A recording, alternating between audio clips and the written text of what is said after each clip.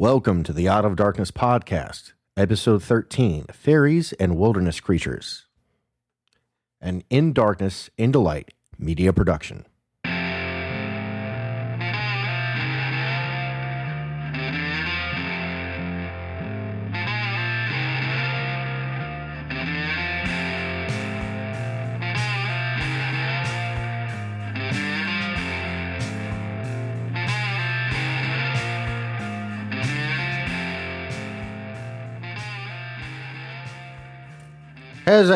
As I said, welcome to the Out of Darkness show. I'm your host, Brent, and this is the show where we discuss all things supernatural, paranormal, occultic, and strange phenomena.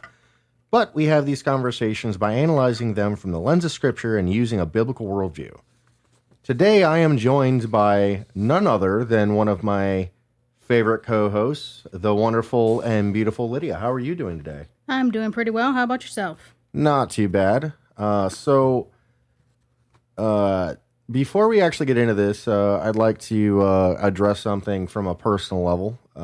If you guys haven't heard my voice change, to me, I think it has. Lydia might disagree with me, but I was recently diagnosed with cervical dystonia, so if you're noticing a difference in my voice, that is actually why.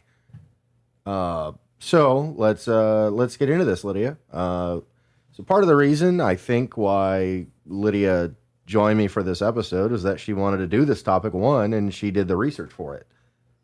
So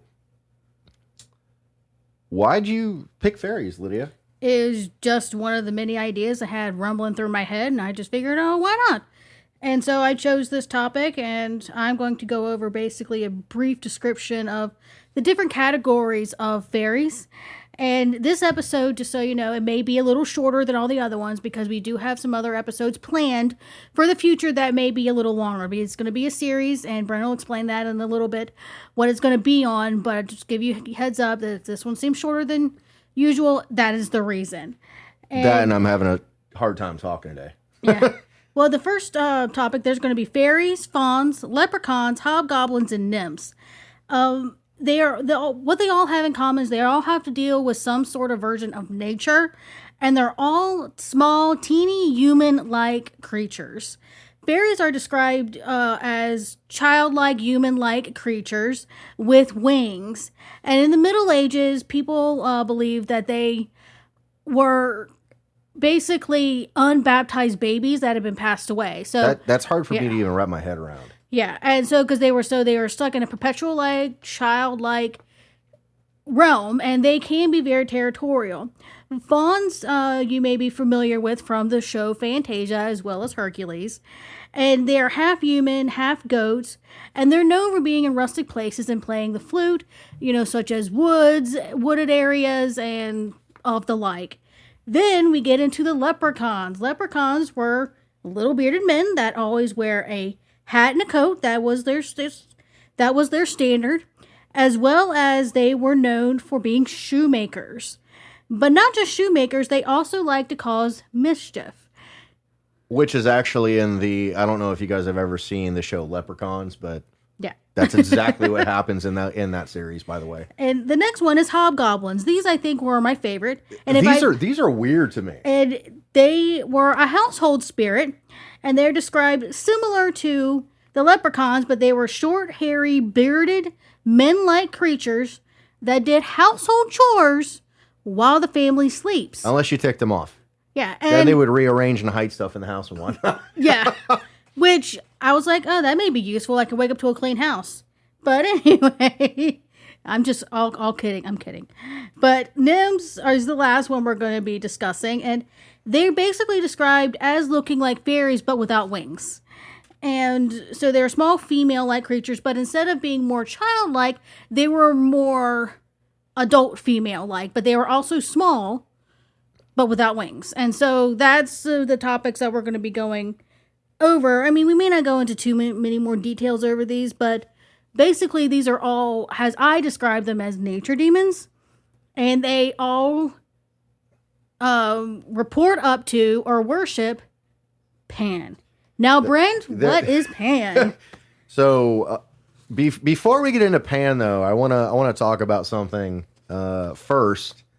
Let's talk about Peter Pan real quick because that I think is a description of what we can kind of expect, right? Yeah, Peter Pan was written by J.M. Barrie, and it was written, I believe, technically in the Edwardian era, but he was raised during the Victorian time, and during the Victorian era, England, the belief in the mystical and the fairies and things was commonplace. It was commonplace to know all the names of the Greek gods, the Roman gods, and it was used in throughout literature, and it was referred in. The different names would be referred to in literature, and it would be commonplace, and everyone would just understand and knew who these people were. And so Peter Pan was based off of the god Pan, and he was green, short, boy-like, because he wanted Peter to, which is Peter Llewellyn Davies, which is a family that he was friends with, wanted to have Peter remain in a childlike state forever. Yeah, so I think there was another reference that somebody had made too with another writer at the time, but I could be wrong. Anyways, the referencing that I can remember is there was an author that apparently went out to a garden and explained that he was somehow in a meditative state, and essentially he had like a mist come in. Interesting. And this mist identified itself as the god Pan. And that's actually not uncommon for some people to actually experience it in that manner as far as like a mist is concerned. You actually hear that with like a... Sorry, guys, my voice is going quick. But even when we went to the Bell Cave, one of the things that they described as people experiencing was actually mist. So I don't think it's horribly uncommon to have something manifest however it wants to manifest. As you guys have heard in several different episodes, there's a lot of shapeshifters. And in the lore and in the mythology, really they can manifest themselves in a lot of different ways. What'd you find? I found that there was a book written in 1894, which is still technically the late Victorian era, called The Great God Pan. That's what it was. And it was published in the UK by a Welsh writer named Arthur Machen. That's who it was. Arthur Machen had this really, really crazy experience apparently in a garden. And that was, I guess, inspired supposedly by Pan. So let's go into some facts about this. So Pan actually has 3 different names technically. So Pan is obviously one of them. That would be the Greek. Okay, that's most commonly known, I would say. Yeah.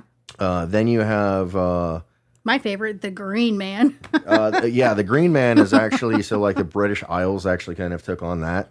He looks like the Green Giant from the Green Giant vegetables. Literally, that's how he's depicted. And for example, I know the Druids actually is one of them that actually did in fact worship the Green Man. And then the last name that this god is known as is Faunus. Faunus is actually, or Fauneus, I'm not really sure how technically it's supposed to be pronounced. But you actually saw this in Disney's Hercules. What are you saying over there? Hercules. Sorry. No, it's all good. I mean, we make jokes on here. Like culturally, they try to downplay Pan. They also try to downplay all the different things that kind of go with him. With that said, I mean, let's kind of get into that. So, Pan, the word Pan in Greek actually means general, but what people fail to understand is that Pan is not just a general god. And so I know I've mentioned this, but I want you guys to kind of understand like what I'm saying here, in the best way that I can say it. Which is so Jesus I mean, Lydia knows this story probably like the back of her hand at this point. My favorite edition of this is in Matthew because I think his is the most detailed on this specifically. Again, that's not to say that there isn't in the other Gospels this isn't talked about. But and Lydia just got her Bible to reference it. I can't remember where exactly in Matthew it is. But so Lydia's looking for that, and while she's looking for that, let me kind of explain this a little bit more. So when Jesus says, "Let's cross into Caesarea Philippi was known literally as the capital of all occultic religions and all paganistic religions. It is literally they consider Pan the birthplace of basically magic and several of the other titles. So Jesus, when he's standing there, he's essentially on like a raised. It's not a platform; it's more like a cliff. Because this place you can actually go to still to this day. This place is very real. It's set up exactly how the Bible describes it, and that's very interesting to me that it's still there and people still can see what I'm talking about. So Caesarea Philippi, I believe, is in it's in Turkey, present day Turkey now. But this particular place was literally known as the gates of hell. Okay, and in this event that Jesus is doing, okay, he's asking Peter, he's asking his disciples of the revelation of who he is, and Peter says, "Well, you are the one true Son of God," and Jesus says, on one hand, "Upon this rock I will build my church." Now, with that said, yes, he's theologically talking about the revelation of Peter, but people often forget where he was. And the first time that I explained this to Lydia, she was kind of mind blown. And I recently told this to Cleveland again recently, and I think he finally put two and two together on this. But so there was so as they were walking up into basically like the town center, if you will, they were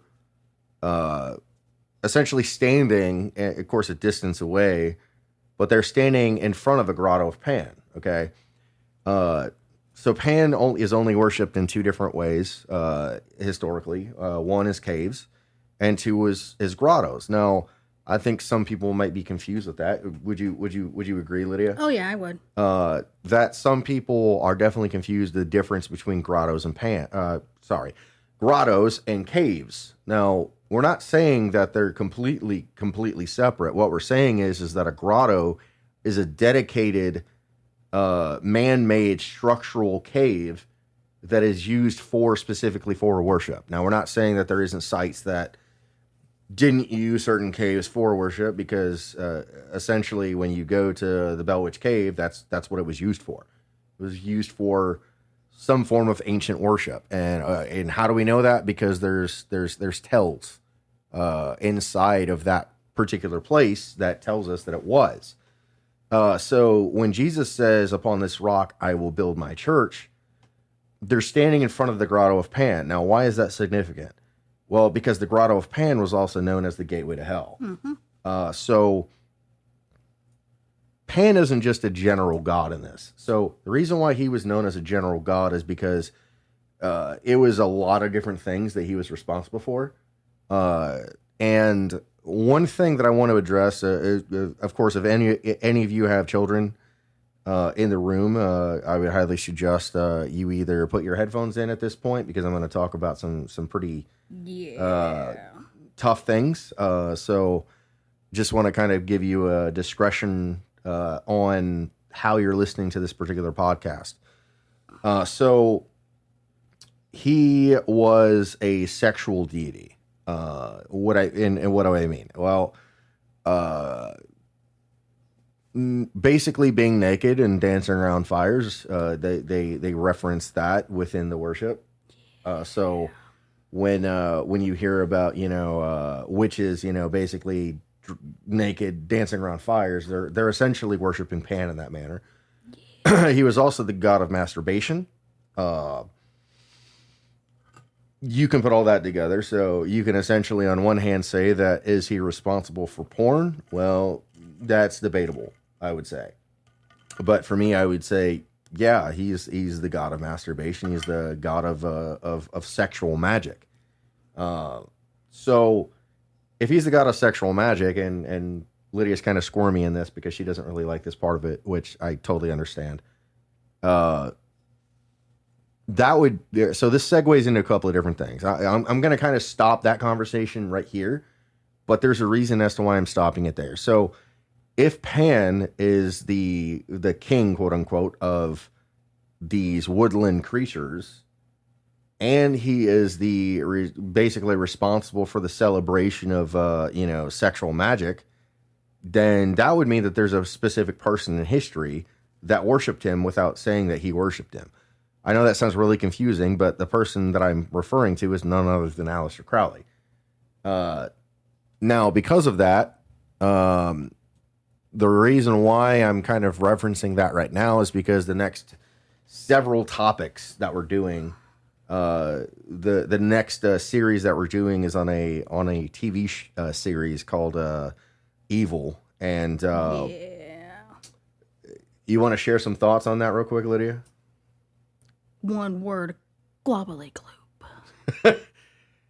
Yeah. So yeah, it's going to be a lot, guys. That's why I said this episode's going to be shorter, is because the next several may be a little more in-depth and more intense. And that's one of the reasons I guess I chose Fairies, is because it's more lighthearted, but not really. Compared to Evil, it is very lighthearted. Yeah. Put it that way. There's a lot of things that happen in that show are just way over the top. And like, we're not saying that the show wasn't like good as far as the acting is concerned. Acting was great. Yeah. They were pretty, I would say they're consistent with their story, but my issue is the theology part, and they're saying something is an ancient text when it's not. And they're basically using the lesser and greater key of Solomon, which this is where it gets interesting, because what people don't know is that Aleister Crowley was also involved in that, so it's clearly not an ancient text, guys. Mm-hmm. But that is what they kind of based the whole entire series off of, was the Gratia, which is the 72 demons and all this stuff. But we'll save that for all that stuff for that series. It's going to be a pretty doozy series. But for this, I hope I gave you a pretty good overview of Pan for this one, because there's a lot to be said there. He's probably one of the gods historically that has been worshipped the most out of any other gods, I would say. Yeah. Aside from some of the Egyptian ones and other Greek mythology type things. But what's really interesting is that every single culture has some form of this god. Yeah. But the as we said, the three most notorious are the Green Man, Phaneus or Faunus. I'm not really sure how to say that. Yeah, without seeing it spelled, I'm not really sure either. And obviously Pan. We can see that in history. That's been revealed through history. So with that said, any more questions that you kind of want to ask? You answered them all as usual. You read my mind. like again, like we are trying to be a little bit more lighthearted in this one, but simultaneously, this still isn't an easy topic. Okay. Oh yeah. When you're talking about something as heavy as what Pan is, and we've actually even seen, I can't even believe I'm even saying this. But we were encouraged to watch a couple of years ago basically it was a documentary series. I think they had 2 seasons. They did. It was kind of a crazy show, but they ended up referencing Pan, and they ended up doing rituals at the end of it. Don't agree with it whatsoever. It was clearly not based in reality and Christianity. But even if I wasn't a Christian, I don't think I would have even felt comfortable doing what they did in this show, even as a former cultist. Like, I don't. Yeah. they did some things that I was like, yeah, no, I'm not gonna do that. Yeah. Oh yeah, it was. So like, you got any final thoughts on this, Lydia? As far as like, how to look at this like going forward or anything like that. Just like I said, during the Victorian era, fairies, and everything was commonplace, and fairies can be considered lighthearted, but beware, they are still demons at the end of the day. So just be aware of that. But like I said, this topic is just a little more lighthearted compared to the next ones. But that's all I really got to talk about right now. Okay. Yeah. So guys, just understand like these next several series, because we're basically going to start series after this. So like we said, we're going to do one on the TV series Evil. And then after that, because of the association of Aleister Crowley in that, I don't know if Lydia is going to be the co-host in that. I think Cleveland will probably want to be the co-host in that. He has a lot to say on this topic. He may not be in every single He's not going to be in every episode, I don't think, just because of his schedule. But he's got a lot to say on this topic. I may be like as background noise, but I don't know. We'll see. We'll figure it out as time goes on. But with that said, guys, I just want to encourage you to the people out there to definitely keep fighting the good fight. Understand that the reason why we do this and have these types of conversations, it's out of a place of love for sure. It's not a place out of maliciousness or anything like that. We truly love the people that want to listen to what we have to say. Yep. And we're very grateful because this has been a really like uphill battle for Lydia and I. And just a reference real quick to what I said at the beginning of this recording. If you guys want to know more about the struggles that I'm having with my health and, the stuff that's going on with Lydia, please check out our YouTube channel. We actually have a YouTube channel now. It's called Adventures with Brent and Lydia. That's me. It really kind of shows you a day to day. So what we end up doing on that, because everything's under the same name now. I mean, yes, each project has its own name, but it's all falling under In Darkness into Light Media. Yep. So, yay. Yay, we put everything together. It's just easier for Lydia and I to do that. So you might get references to like a video that we put out, which this video that we just put out this past week is probably going to really get under people's skin because I said that EMF readers were fake and inconsistent, and this is why. We take the time to break it down and explain it. So please also watch us on there because a lot of it kind of crosses over, to be honest. Yes, they do. For sure. We have a bunch of things that kind of cross over. Like we're trying to work out with. I'm trying to personally work out with Cleveland to go back to the Bell Witch Cave because it's been a year for us. Yeah, and we kind of want to, with a different insight of what happened and what's been there. We kind of want to go in, and Cleveland's never been in there, so I want to show him what I've seen and what I understand. Yeah. So I think that's probably going to wrap it up for this one. So I encourage you to think about the things that we've talked about and analyze them from your own point of view. You decide what you believe in and who you believe in.